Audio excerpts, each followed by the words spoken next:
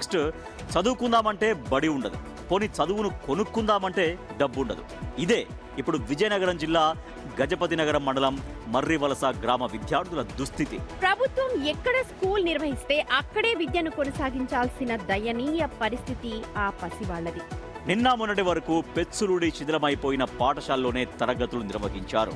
ఆ భవనాన్ని చూసి తల్లిదండ్రులు భయపడ్డంతో చేసేదేమీ లేక గ్రామ పెద్దలే ఇప్పుడు ఆ బడిని పంచాయతీ కార్యాలయానికి మార్చాల్సి వచ్చింది. అలా అని అక్కడ ఒక్క స్కూలే నడుస్తోందనుకుంటే పొరపాటే. అదే గదిలో అంగన్వాడీ కేంద్రం కూడా కొనసాగుతోంది.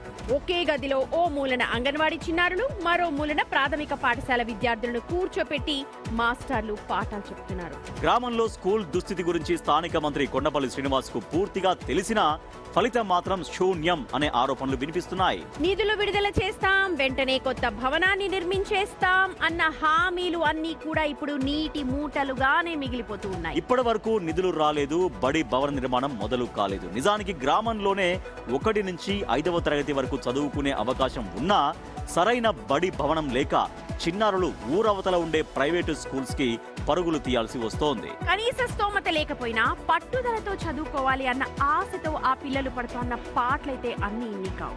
రెక్కాడితే గాని డొక్కాడని పేదరికం వెంటాడుతున్నా తమ పిల్లల్ని బాగా చదివించాలి అనేదే ఆ తల్లిదండ్రుల తపన.